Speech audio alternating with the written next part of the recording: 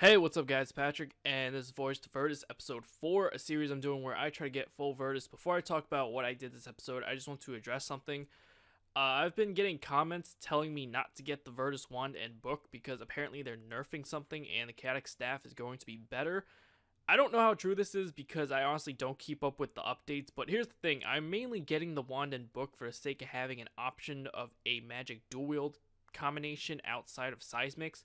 I talked about it in episode 1, but I'll repeat it briefly. I will do a series where I try to get Seismics eventually, but since they are really expensive, it's going to take quite a long time to get them, so I need something else to hold me down until then. If I were to just get the armor, this series would be over by like next episode. The Saradome and Hilt I got back in episode 2 already pays for half of it, so there's that. Anyways, I went to Bandos this episode. Last time I went to Bandos was in Ascension Adventure episode 1, and that was like almost 3 months ago. I go with the exact same gear every time, which is just Bandos and Drygores, and I swear this thing got easier somehow. I don't know if I just got better at using abilities or something, but before it took me like 2 minutes to kill, and then when you count for spawn time, that generally means I get 2 kills per overload.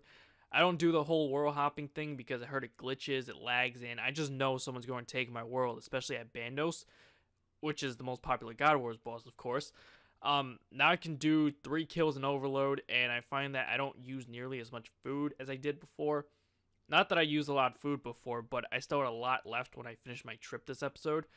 I do like 4-hour trips, and I kind of wonder if I can bump up to 5 next time. Maybe I'll give it a try. I'll show you near the end of the video just how high my kill count was at the end of the trip, but let's talk about some drops. So, like I said before, I do 4-hour trips, but I was really unlucky this time. Half an hour into the trip, the first drop I got was a Bandos War Shield. Getting any shield at God Wars is by far the biggest troll ever. They probably have roughly the same drop rate as any other drop here, but they're only worth like 150k. For some reason, it gets broadcasted too, so if you ever get one, prepare to receive private messages from your friends laughing at you. I can't blame them though, I would probably laugh at me too. And then 2 hours after that, yeah, that's right, I said 2 hours later, so I was dry that entire time. You can see the difference in my kill count. If you go back, I got a God Sword Shard 1.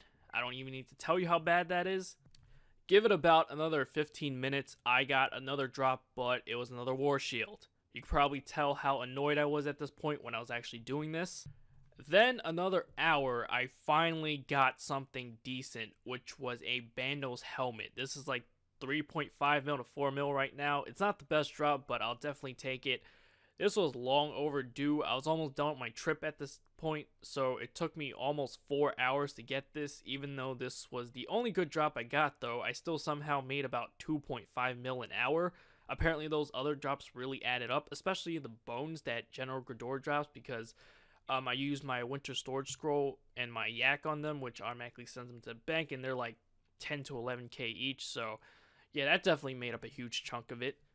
Alright, check this out real quick. This was the end of my trip. I got 568 kill count. I'm not trying to say that's impressive or anything like that, because I know it's not. I'm sure someone has gotten higher, specifically with melee at Bandos, of course.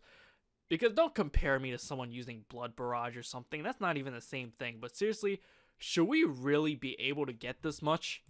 So here's the price check. If you add up the amount in my price checker and the amount I have in my money pouch, it totals 73.5 mil. And then if you subtract the 63.5 mil I had last episode, that means I made 10 mil this episode. Going back to what I said in the beginning about the Virtus stuff. The market price of the armor alone is only 77.5 mil, so I'm only 4 mil away. I'm definitely not going to end this series next episode, so I am going for the Wand and Book. Anyways, that's it for this video, guys. If you enjoyed, be sure to like, favorite, and subscribe if you haven't already. I'll catch you guys later. Peace.